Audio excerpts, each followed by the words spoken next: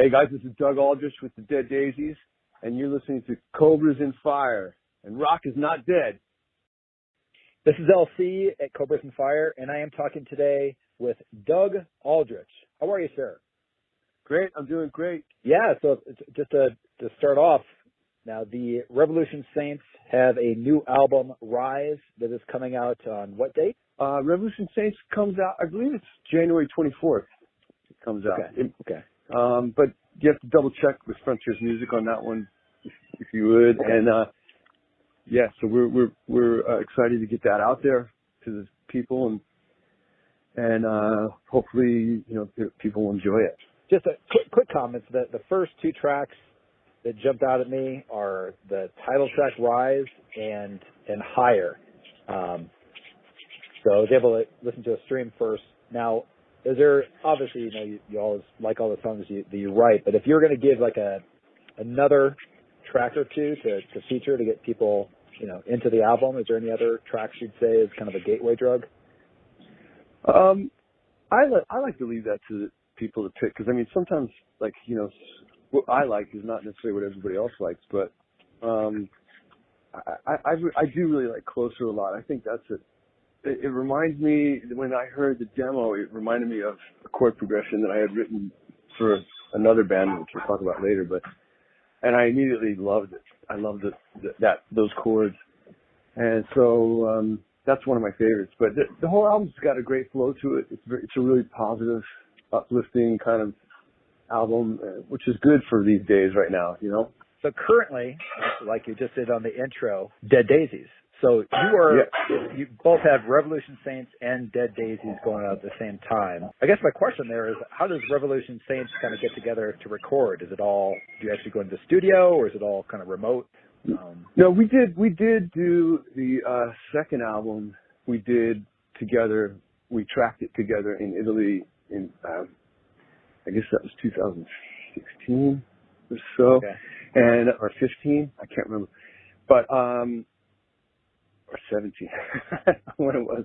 But we did do that. But this time we definitely had different schedules going on, and we basically did it the electronic way, the new way, which is you'd have a demo, and then you track the drums to the demo, and then the drums come to me and Jack, and we can do our individual parts, and then the guys get together and sing. But the thing is that's the only way we can do it when Dean and I are full members of the Dead Daisies, and we're very busy with the Dead Daisies. Revolution Saints isn't it's a project. It's a session that we do. So we're basically doing this for it's a one-off. Each time we do it, you never know if there's going to be another one or not, but we do it for the fans that like the music. And originally, after the first album, we didn't tour or do anything as a real, kind of a band would do. I felt kind of not super excited about doing the second album, but then I got messages from a lot of the fans saying, we really enjoy the music. Some people it really uplifts my day when I'm coming back from work or going to work or whatever. Gives me energy to work out or two or something. So I was like, okay, that's cool. I like that, So that's kind of how I justify doing a project when it's not really a band, Okay. So I guess with that said, the Dead Daisies is a music collective, I guess is the term.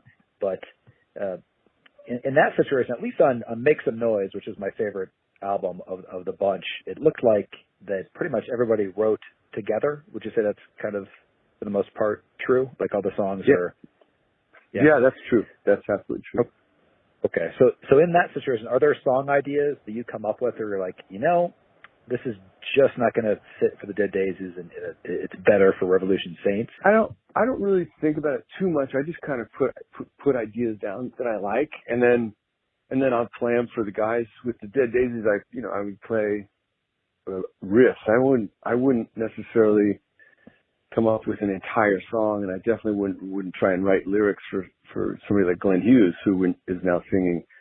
But I send out riffs and maybe some vibes of songs, and for example, with Dead Daisies record, we would all work on it together. There was a song that came out last year called Righteous Days, and I had started some music on that, and Glenn took over with it and did his thing, and David Lowy and Dean helped with the music as well. So it's really a old-fashioned kind of band. With something like Revolution Saints, the songs are pretty much generated by Alessandro Del Vecchio. It's really, he's the fifth Beatle kind of thing, you know. Okay. He's the fourth Saint, and so he starts off with some really great musical ideas, and then we kind of go from there, and we'll put in our own 2 cents, and sometimes we'll change a part here or there, and it becomes a band song. But we're not in the same place writing together or anything like that. I sent a couple of ideas to Jack, and we were working on those, and then we decided we had enough songs like that on the record already, and we put those on ice. And he had a song that he wrote with Tommy Shaw, Eyes of a Child, and we thought that would be a great song to close the album. So we just, as it being a project and we're not together in the same place, you kind of just try and help out what direction has started and see if you can finish it off. And I talked to Karabi earlier actually last year at this point, and at that time he actually was still in the Dead Daisies at that time. And the whole musical collective, now I know it's David Lowy. He basically one day decided he's going to start a band and pretty much grabbed, if I understand right, just grabbed musicians that he wanted to be part of that band, but also kind of that it would be a rotating kind of thing. Is that accurate? An accurate statement? I think that's kind of the word on the street, but it's actually in reality it's quite different than that, because David played in a couple of bands in Australia when he was, in his college years, and his dad, wanted him to focus on the family business, which he did, and he put down the guitar for a long while. And then I don't know when it was exactly, but he formed a band with a singer called John Stevens, and they had been writing and doing gigs in Australia, and I think John Stevens was famous in Australia for being not just a singer, but also like an actor or something. But anyway, They made a band and they needed a name, and John Stevens had been, partying a little too hard one day and went to the doctor, and the doctor said, you better cool it, or you're going to end up be pushing up daisies soon, kind of like in the grave. And so that's how they got the name Dead Daisies. And then they were looking for musicians to collaborate with, and they started off, somehow they met Marco Mendoza, and Marco knows everybody. If you're going to throw a rock and roll party, just call Marco, because he knows everybody. Okay. And David had expressed interest. Actually, he had co-written a song with Slash and John Stevens, and they really liked the direction, that sound of the song is called Lock and Load. Yep. And, first album, right? Yeah. And so eventually, John Stevens decided to go his separate ways, and Marco said, hey, by the way, they got Richard Fortus, who had been in Guns N' Roses, and they got Dizzy Reed into the band. They also collaborated with some other guys on doing sessions, Daryl Jones from Stones, and the background singer of the Stones. I'm spacing on his name, but I'll get it in a minute. But anyway, they got a pretty solid lineup with Brian Tichy and Richard Fortus and Dizzy and Marco and David, and then they needed a singer, and they discussed John Corabi. And I didn't even know about the band really until then. John Corabi came in, and I know John since we were in high school, and they came out with the song Midnight Moses, which was really the first time I really took notice of the Dead Daisies. And it was like, this is a cool ass band, and by the way, John Crosby used to play Midnight Moses when he was in bands in Philly when we were kids, and it was like a great song that everyone forgot about through the 80s. In the 70s, it was a big song, in the clubs on the East Coast, and then in the 80s, like nobody mentioned Alex Harvey Band and that riff, and I thought, Crosby, what a genius to resurrect that riff for the Dead Daisies. And then somehow or another, Richard Forrest got hurt in a motorcycle accident really badly, and they had asked me would I fill in, and I had already committed to Glenn Hughes for a tour, and I said I couldn't. But I passed on a couple names, and they got through their tour, and then eventually Guns N' Roses decided they were getting back together, as you know, in 2016 or 16, yes. And that's when I got the call. They said, I know all those guys. We're friends. The only person I didn't know was David. So it was like, and Richard actually said, why don't you get Doug, So it's just kind of a natural thing. So it's not so much like he didn't actually grab as the people as much as Marco said, hey, these guys are cool. I think this would make a good band. And it did. I thought it was a great band with Forrest and Dizzy. And then I felt like Make Some Noise was a David Lowy he loves Dizzy, don't get me wrong, but he Australian, he's like heavily into the Australian sound, which is like, Rose Tattoo and of course AC/DC and stuff like that. And it's no keyboards. The reason that they had keyboards is because John Stevens, the original singer, wanted keyboards. So they decided, okay, Make Some Noise. Let's bring in Doug, and we're going to have a more guitar-oriented sound. And we wrote together and did that, and it worked out great, And then eventually Brian decided he wanted to do some other stuff, and we went on and we got Dean. I had worked with Dean, and Marco knows Dean really well. So it's just like bringing in friends, and it's more. They use the word collective, but there's an old-fashioned word for that, which is how Deep Purple actually started, which is called a roundabout.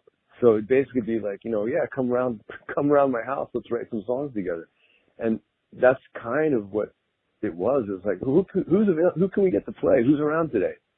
And they happened to be in the studio at one point, and Charlie Drayton was in town.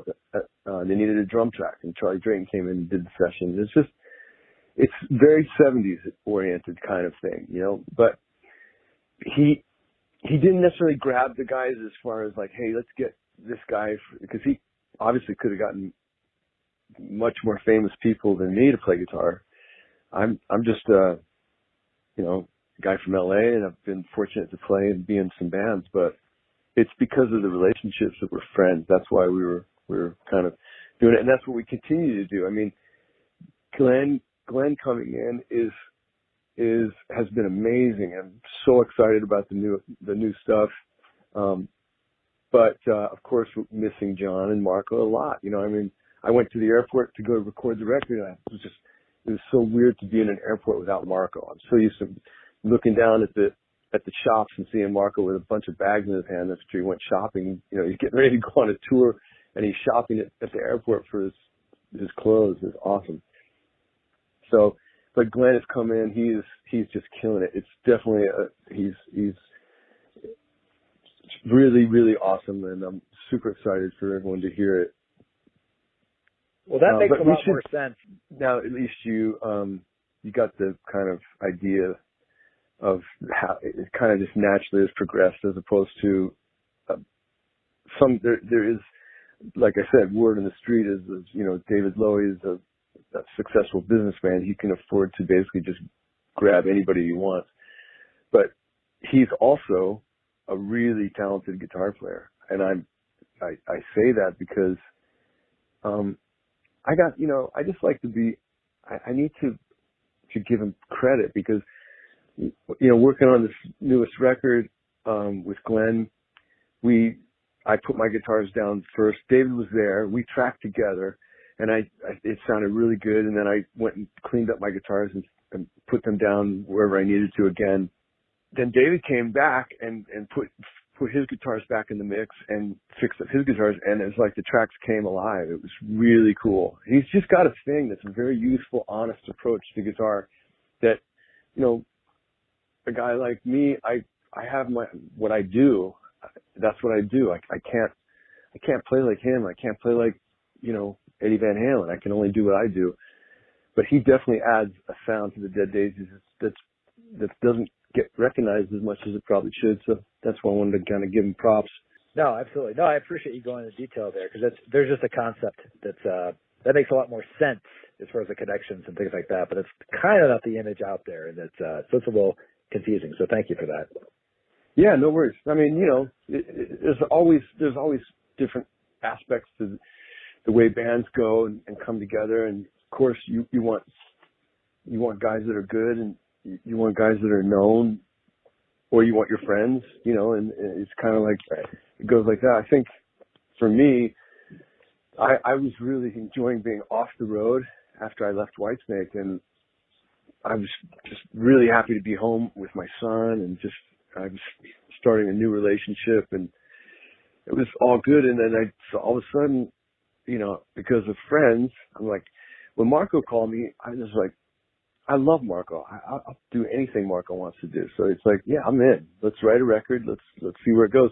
I had no idea we'd be as busy as we've been. And you know, now Marco, John decided he wanted to kind of focus on his stuff directly, mostly at the moment. And then Marco as well has really always been, whenever Dead Daisies was off the road, he's always doing solo stuff. It really works really hard. Dead Daisies is one of the few bands that actually is kind of let's just call it supergroup, for lack of a better word, that actually works. It's like over the 1%. And now it makes more sense because it's more of a natural development. But I did have one other question on that, and we'll jump to Revolution Saints, and that is that there was a concert that I really wanted to go to but missed, and that was when Whitesnake was touring with the Dead Daisies. Now, I don't have my timeline in front of me. Were you in Whitesnake then, or already in the Dead Daisies at that point? I was in neither at that point. Really? Okay, that's interesting. Yeah, it was. I was off the road. I had left Whitesnake and was doing a show with some buddies in Vegas called Raiding the Rock Hall. Oh, yep. And in the beginning, that show was really, it was a big production, you know, it was like in a big theater, and they said to me, hey, I was still in Whitesnake when I joined, but when I got there, they said, hey, you can bring your concert rig, and you live in the hotel, you got, you know, these suites that you live in, and food's comped and everything. I was like, this is like a paid vacation to go play guitar for 3 hours a day. I love it. And I did it for about a year, but I just got burned out on that. And then I started taking gigs. You know, then Glenn Hughes called me and said, hey, I want to do a tour of just a trio, and I want you to play. So then I kind of started doing a few gigs. But I was not in Whitesnake or Dead Daisies, and I heard about that. And I thought, that's so cool. In fact, I saw them. They went on David Lowey's jet together. David Lowy has a jet that he travels because he's basically got, you know, during regular business times, he's got to be all over the world. And then during Dead Daisies times, he also needs to be all over the world. So he's got a way to get there at any time. And so Whitesnake was on the plane. I saw pictures of it. I thought, oh, that's cool. These guys are hanging. But I would have liked to have seen that show too. It would have been cool. It was cool because like Brian and Marco, we used to be in Whitesnake, and to be supporting Whitesnake was it would be like a big family, you know? Gotcha. I thought maybe that was a transition or meeting the guys in the Dead Daisies, but during the tour. But interesting. So weren't in either band at that time. Okay. I have seen Raiding the Rock Vault. I think that was the time that Dee Snider decided to mention something about that show, if I recall. Yes. Yeah, he mentioned about me. He's like, you know, why is this guy up on the billboard? You know, Whitesnake isn't he? And I was in Whitesnake at the time, or I had just recently left. But he's a nice guy, I'm sure. He just made a comment, and I just wanted to put it straight that, you know, I had been in Whitesnake for a long time and co-written a lot of songs, and we would perform those songs live, and I should be allowed to use the Whitesnake name. A lot of people, only know Whitesnake from the current lineup. Like there's a lot of kids that are discovering Whitesnake, and they only know Whitesnake. The only guitar player they know is Joe Hoekstra and Reb Beach. They don't know about me. They don't know about Sykes. They don't know about Bernie Marston. So now Reb's been in the band 20 years or whatever. I mean, even though he's not an original member, he should be able to use that he's from Whitesnake. So I just was saying that. So, but anyway, it was all good. There was another little side story to that too, is that Krabi and Dee used to have and who else?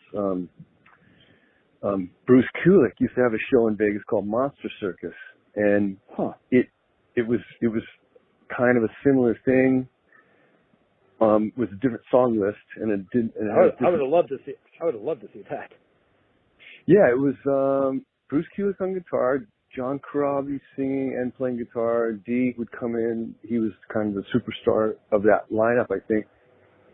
And it went on for a little while, and then it faded away. And then Raiding the Rock Vault came, and I think it may have been a little bit of a thorn in those guys' sides. Me and Corabi talked about it a lot, and but John Corabi he's so non-confrontational about everything. He's just like, whatever, man. It was cool. We had our show, and you guys had that show. But as I said, after a year of doing that show and being in Vegas, I got severely burned out, and I needed to start writing and doing stuff. And that's, like I said, that's when I started to look at, some offers that were coming in. Dead Daisies was one of them. And now I'm full-time Daisies. And stuff like Revolution Saints comes around now and again. It's really fun to do Revolution Saints because it's a different style of music that I think, a lot of people miss it, and we happen to do it pretty good, and so it works out. It's a session, and we can give people some music that they like to, uplift their day. Oh yeah, it's definitely uplifting music. One other thing too is I'm sure you're familiar with the movie Hired Gun, correct? Yes. Would you consider, you've had such an interesting career where you've been in Dio, you've been in Whitesnake, you're always an active musician. Is that a term that you like? Would you consider yourself in that zone? Would you be good to be in that movie, for example? I wouldn't have done it myself just because I didn't ever consider myself a hired gun, really. I mean, okay. There have been situations where, like I was in Dio, and when I was in Dio, it was the band Dio. I was the guitar player, and I co-wrote and recorded with the band. Sometimes in a hired gun situation, you're just hired to go on tour. You didn't even play on a record, and okay. Other times, just to elaborate a little bit, sometimes you did play on the record, but you didn't write the songs. With Whitesnake, me and David co-wrote 30 songs together, and we played those songs live, and he had the band on hiatus, and he got me and Reb and Marco and Tommy to restart to bring the band back. And so we worked hard, and we toured and did stuff. And then I told David, look, if we're going to take this further, we need some new music. And then we started writing. And so I never, I could have felt like a hired gun for the first tours of Whitesnake, but I definitely, but after I left and when Hired Gun movie came out, I was definitely a full member of Whitesnake during that time, and I was David Coverdale's partner. And that's something that I'm really proud of, that we created a lot of music together. Of course, record sales are not what they were in the 80s. In fact, with the records that I wrote with David, they sold a lot more than probably records sell now, because every year it gets less and less. But yeah, I'd never consider myself a hired gun.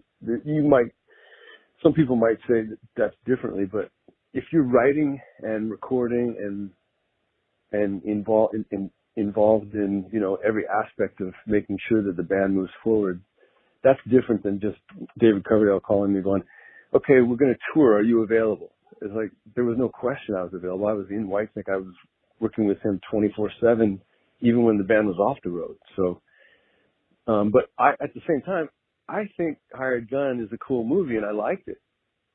I thought it was pretty interesting. You know, it's a different time. You know, a lot of those guys in that movie are younger.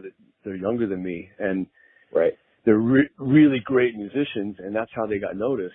And for me, I mean, to be really honest, I was self-taught. It took me a long time to be able to do something that I felt good about, that I was proud of.